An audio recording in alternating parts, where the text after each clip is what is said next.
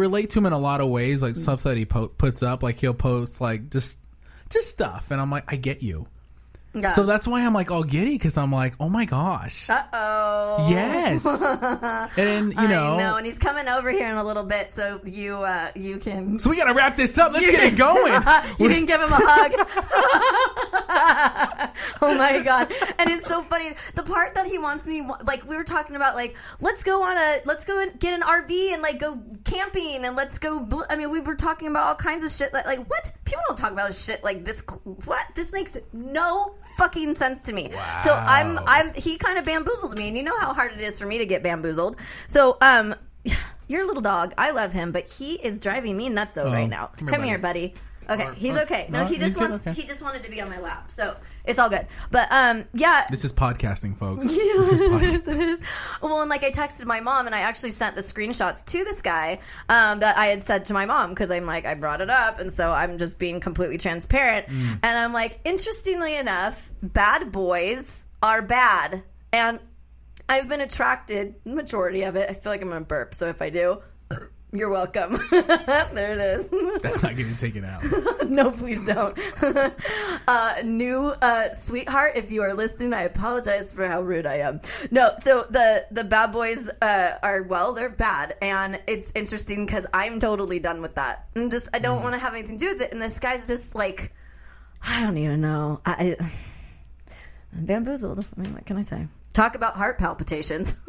Seriously. You're having them, and I'm having them, but for two different reasons. I'm having literal ones because of an electric issue that's going on in there. Yeah. But you're literally having them, too, because, wow, this is big. I mean, I don't want to think about it as big either. I think about it because I know you, and I do know him, and I know this for our listeners. It's like, oh, we've heard this story before, but, I mean, when you... Check this out, people. Who's heard what story before? Meaning, like, sometimes when you hear, oh, they were sweethearts, but then you don't really know them, too, so you're kind of always what's the word? Skeptical? That's the word. Skeptical of, like, oh, my gosh, you're feeling this, you're feeling that.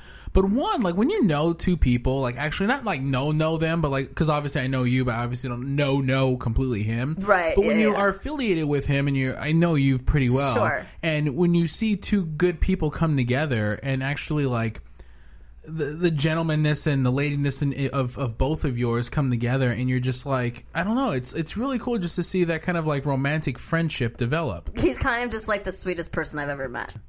Yeah, it's like, I don't know, I'm elated, but you know, elated, like very, yeah, big word. Thank you. Like elated. I'm very happy about this, and I hope honestly, I hope it goes well. It sounds like it's going well, but it's really weird, like it's just this is interesting. A couple weeks ago we were sitting in this in a moment of like, what the fuck is happening? That's two. I know. I'm sorry. It's 2 cuss words in this episode. It's okay. It's all good. But I'm just telling you how I feel. Like what's going on in Lyndsay's world.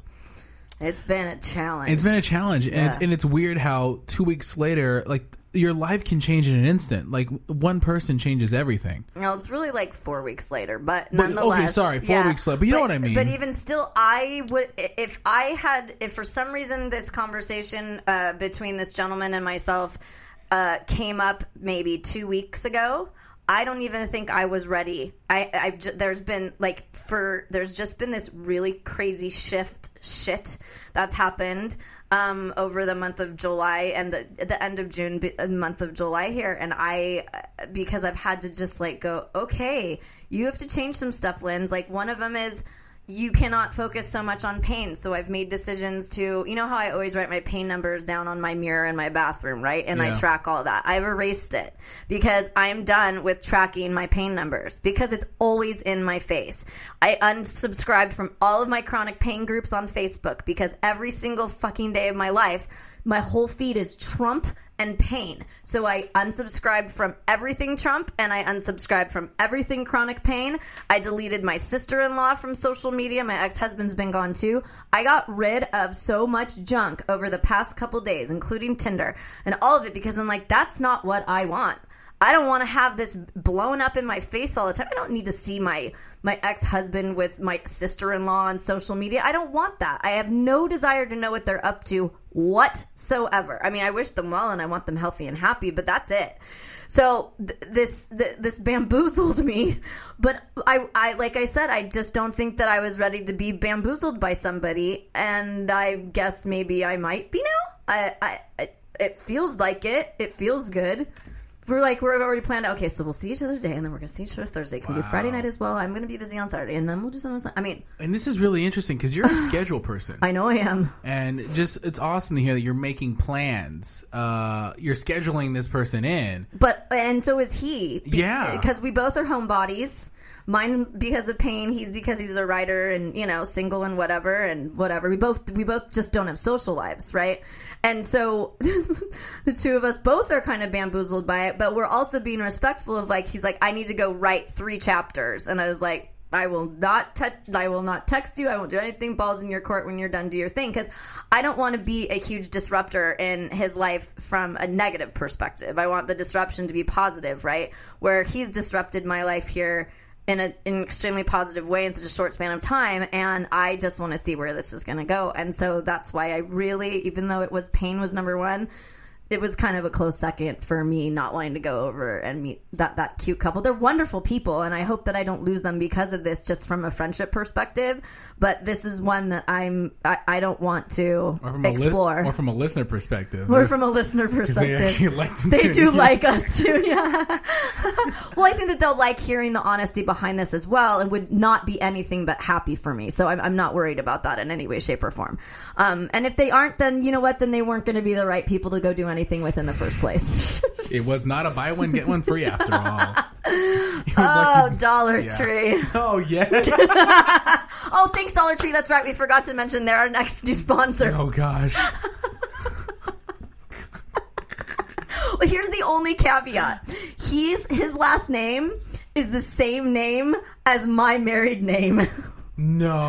That is right. I know. So I told him, you're going to have to change your last name, right? Oh, my God. I'm like, he knows motherfucker. That? Yeah, he totally does. Yeah. Wow. I know. Because I had to explain my name change and how it happened and why the Soprano came about and so on and so forth. And then, I shared this video that I did, and I shared some of my music that I've recorded with him last night, actually. And it was just, I don't know. We're just sharing and caring.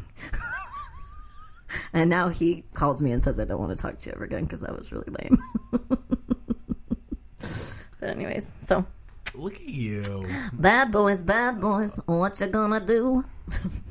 We opened with that song today before we started the show. I'm actually very happy. You know what's funny is I just want to kind of end with this. I do anyway, because I need a moment. Now I probably need a cigarette. This magic now I probably moment. need actually a cigarette. Now I actually need to pick up my seriously. Yeah, we definitely need a cigarette break. You know what's funny is that before I met Kari, my wife, I had a similar experience. I was trying to see this other chick, and I was trying to force myself into a relationship with this other chick. Yeah, we were both in the same cohort and everything in school. And literally, cohort, ooh. Yeah, big word. I'm using the third one today. God, man, vocabulary up in this bitch. Urban Dictionary is really paying off. 3:00 every day. Oh my God, scheduled it in there.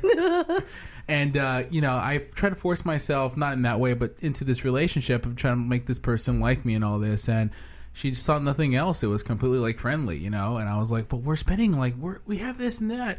Literally a week later, I met Kari, and the rest is history. And there you go. And it was kind of weird for everyone else. From the outside in, it looks like, dude, you're just hopping around. Sure. Isn't that weird? They're and you telling your story, I know there's going to be people like, oh my gosh, she's just hopping around. I absolutely am not. I've been true. Literally have been single from my husband even prior to when we got divorced because I was so out of it. The only thing that's happened is this dude. No, I know, but what I'm saying is the Molly guy, situation, the whole Molly pavilions, and then this couple Tinder, and then ironically, here's the funny story. Oh boy! Oh my God! Oh no! So a couple weeks ago, this is kind of when it started, I think, in my noodle, because we both, this guy, legitimately, the guy that I'm talking about, that I'm all Schmitten, that's a good word. Schmitten. It's actually good. Smitten. Yeah.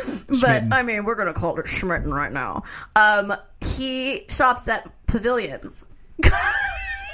I can't. I know. I can't. I swear to God. I know. And so now it's even a joke because he listened to the episode about pavilions and we talked about it. But I ran into him in pavilions before the pavilions thing even happened. And the two of us, we don't see each other outside of like real life. And it was the first time I was like, hey. And he was like, hey. It was kind of like not uncomfortable, but we're not like friends really, but we are acquaintances. And so we didn't say anything. So, I mean, I guess maybe in the back of my mind I was thinking about him because the times that I've worked with him, because I have a client that doesn't even matter. Anyways, the times that I've worked with him, it's just been in passing, right? And so it was just kind of, I caught myself off guard being out of our normal element or whatever that might be. So anyway, so that's when that happened. And then I never didn't talk to him or whatever. So anyways, well, so here we are. But ladies, I'm going to go ahead and let you know, pavilions might be your spot. You know, at this point, it's a place where you get your groceries. You get you get drug-induced fiascos. You get your Molly. You get what else you get? God. You get your sweetheart. You get basically everything. Go to Pavilions. Yeah. This is not even a sponsor. This is not even a shameless plug. Just go to Pavilions. And if it's like 30 miles away or even 50, just freaking go. Just go there. Just do it. Just go. You need a gallon of milk. Just go to Pavilions. Gosh. But honey, Pavilions is so far away. Don't bug me. Doesn't matter. We're going to fucking Pavilions. We're going to fucking Pavilions, bitches.